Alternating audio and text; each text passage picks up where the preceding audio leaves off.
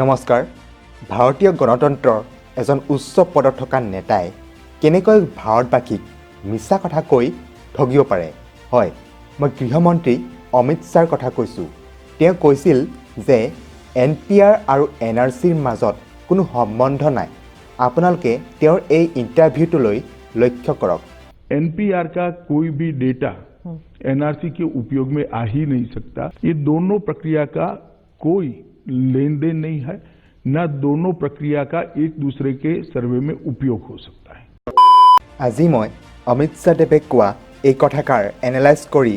আপোনালোকক কম যে NPR আৰু NRCৰ মাজত কি আৰু কেনেকৈ সম্বন্ধ আছে তেন্তে আহক শ্বাহদেৱক এক্সপ'জ কৰোঁ আৰু ভিডিঅ'টো আৰম্ভ কৰোঁ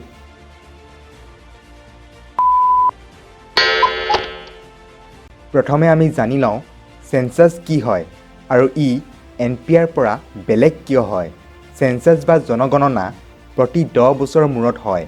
1948 চনত সেন্সাস এক্ট বনোৱা হৈছিল আৰু এই এক্টৰ দ্বাৰাই কাৰ্যকৰী কৰা হয় জৱাহৰলাল নেহৰুৱে এই কামটো কৰোৱাইছিল কাৰণ দেশৰ ডেভেলপমেণ্ট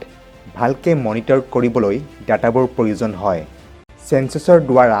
প্ৰতি 10 বছৰৰ মূৰত ডাটাবোৰ পোৱা যাব যাতে দেশৰ স্থিতি গম পোৱা যায় আৰু আহি থকা দিনত আঁচনি বা পলিচি বনোৱাত সুবিধা হয়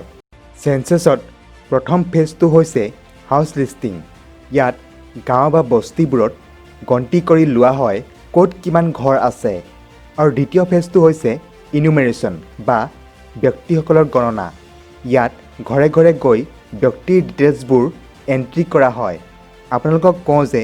জনগণনাৰ সম্পূৰ্ণ প্ৰচেছটোৰ হোম মিনিষ্ট্ৰীৰ আণ্ডাৰত হয় এতিয়া কওঁ সেন্সাসত কি ডিটেইলছ লোৱা হয় ইয়াত কাষ্ট আৰু ৰিলিজিয়ন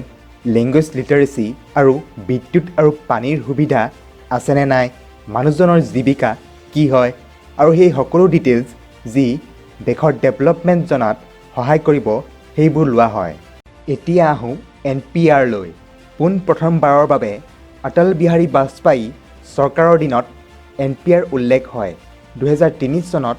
ৰুলছ বনোৱা হয় আৰু তাতে NPR আৰু NRCৰ বিষয়ে উল্লেখ কৰা হয় এতিয়া জানক NPR কি হয় NPR হৈছে নেশ্যনেল পপুলেশ্যন ৰেজিষ্টাৰ যি এখন ৰেজিষ্টাৰ হয় ইয়াত ইউজুৱেল ৰেচিডেন্সৰ ডাটাবোৰ বিচৰা হয় এতিয়া ইউজুৱেল ৰেচিডেন্স কোন হয় ইউজুৱেল ৰেচিডেন্স হৈছে এটা লোকেল এৰিয়াত যোৱা 6 মাহ ধৰি বা তাতকৈ বেছি সময় থকা লোক আৰু অহা 6 মাহ বা তাতকৈ বেছি থকাৰ যাৰ প্লেন আছে সেইসকল ব্যক্তি NPRত চিটিজেন্স আৰু নন চিটিজেন্সৰ ডাটা বিচৰা হয় কিন্তু সেন্সাসত কেৱল চিটিজেন্সৰহে ডাটা লোৱা হয় আপোনালোকক কওঁ যে NPR জনগণনাতকৈ বেলেগ হয় কাৰণ ইয়াত 21টা ডিটেইলছ ব্যক্তিৰ পৰা বিচৰা হয় সেই ডিটেইলছবোৰৰ ভিতৰত মাক বাপেকৰ জন্মস্থান কি হয় পাছপোৰ্ট নম্বৰ ভোটাৰ কাৰ্ড ড্ৰাইভিং লাইচেন্সৰ ডিটেইলছ আধাৰ কাৰ্ড আদি ডিটেইলছ বিচৰা হয় কিন্তু সেন্সাসত এইবোৰ ডিটেইলছ দিব নালাগে এতিয়া আহোঁ NRC লৈ NRC হৈছে নেশ্যনেল ৰেজিষ্টাৰ অফ চিটিজেন্স ये NRC है national citizens register of citizens simply year meaning হৈছে এনেকুৱা এখন ৰেজিষ্টাৰ বা ডকুমেণ্ট য'ত চিটিজেন্স বা নাগৰিকৰ ডিটেইলছ থাকে 1951 চনত প্ৰথম NRC অসমত হয় এতিয়ালৈকে কেৱল অসমতহে দুবাৰ NRC হৈছে আপোনালোকক কওঁ যে NPR আৰু NRCৰ মাজত ডিফাৰেঞ্চ কি NPRত কি হয় তাত ঘৰে ঘৰে আহি ডকুমেণ্টবোৰ চাই আৰু নোট কৰি লৈ যায় আৰু এতিয়ালৈকে হোৱা NRCৰ মতে ডকুমেণ্টৰ ফটোকপি জমা দি দেশৰ নাগৰিক বুলি প্ৰমাণ দিবলগীয়া হৈছিল এতিয়া আপোনালোকক কম যে NPR আৰু NRCৰ মাজত ৰিলেশ্যন কি আছে ইয়াৰ কাৰণে 2003 ৰুলছত থকা কিছু কথা জানিব লাগিব 2003 ৰুলছত কয় যে প্ৰথমে NPR হ'ব তাৰ পিছত দ্বিতীয় ষ্টেপটো হ'ব NRC आप क्रोनोलॉजी समझ लीजिए এতিয়া NRCত কি হয় জানি লওক প্ৰথমে লোকেল ৰেজিষ্টাৰৰ কাম থাকে লোকেল মানে গাঁও বা পঞ্চায়ত স্তৰৰ অধিকাৰীয়ে তেওঁ নিজৰ গাঁৱৰ NPRখন ভালকৈ চাব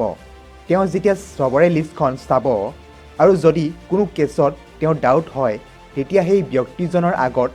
ডাউটফুল বুলি লিখি দিব যেতিয়া ডাউটফুল লিখিব তাৰ পিছত ছেকেণ্ড ষ্টেপটো হ'ব যে ব্যক্তিজনক জনাব যে তেওঁৰ NPRত ডাউট আছে আৰু ডকুমেণ্টবোৰ ভেৰিফাই কৰিব লাগিব তাৰ পিছত থাৰ্ড ষ্টেপটো হৈছে যে লোকেল ৰেজিষ্টাৰজনে এখন ড্ৰাফ্ট লোকেল NRC উলিয়াব আৰু ছাবমিট কৰি দিব ছাব ডিষ্ট্ৰিক্ট ৰেজিষ্টাৰক তাৰ পিছত ড্ৰাফ্টখন পাব্লিছ হোৱাৰ পিছত যদি কোনো ব্যক্তিৰ আপত্তি থাকে তেন্তে তেওঁ ছাব ডিষ্ট্ৰিক্ট ৰেজিষ্টাৰক আপত্তি দিব পাৰিব ফ'ৰ্থ ষ্টেপটো হৈছে যে ছাব ডিষ্ট্ৰিক্ট ৰেজিষ্টাৰে সেইসকল ব্যক্তিৰ কমপ্লেইনবোৰ শুনিব আৰু ভেৰিফাই কৰিব যিসকলৰ নামৰ এগেইনষ্টত ডাউটফুল লিখা আছে ভেৰিফাই কৰি ছাব ডিষ্ট্ৰিক্ট ৰেজিষ্টাৰে লোকেল NRCখন ডিষ্ট্ৰিক্ট ৰেজিষ্টাৰক পাব্লিছ কৰি দিব আৰু ডিষ্ট্ৰিক্ট ৰেজিষ্টাৰে NRCখন ডাইৰেক্ট নেশ্যনেল ৰেজিষ্টাৰলৈ পঠিয়াই দিব আৰু আকৌ যদি কাৰোবাৰ আপত্তি থাকে তেন্তে তেওঁ ডিষ্ট্ৰিক্ট ৰেজিষ্টাৰক এপিল বা অবজেকশ্যন কৰিব পাৰিব তাৰ পিছত ডিষ্ট্ৰিক্ট ৰেজিষ্টাৰে ভেৰিফাই কৰি ফাইনেলি নেশ্যনেল ৰেজিষ্টাৰক পঠিয়াই দিব আৰু এনেদৰেই আপোনালোকৰ NPR ডাটাখিনিৰ পৰা NRC বনাব পৰা যাব 2003 ৰুলত ভালদৰে লিখা আছে যে NPR পৰা NRC বনোৱা হ'ব আৰু ইয়াৰ পৰাই এইটো স্পষ্ট হৈছে যে NPR আৰু NRCৰ মাজত গভীৰ সম্বন্ধ আছে তেন্তে এতিয়া প্ৰশ্নটো হ'ল যে অমিত শ্বাহ ডাঙৰীয়াই 2003ৰ ৰুলছবোৰ ভালকৈ নপঢ়িলে নে তেওঁ ভাৰতবাসীক খোলাখুলিকৈ মিছা কথা ক'লে যদিহে ভিডিঅ'টো ভাল পালে তেন্তে লাইক কৰিব আৰু যদিহে বেয়া পালে তেন্তে ডিছলাইক কৰি ইয়াৰ কাৰণটো কমেণ্ট ছেকশ্যনত জনাব কিয়নো আপোনালোকৰ ফিডবেক আমাৰ কাৰণে বহুত ইম্পৰ্টেণ্ট ধন্যবাদ জয় অসম জয় হিন্দ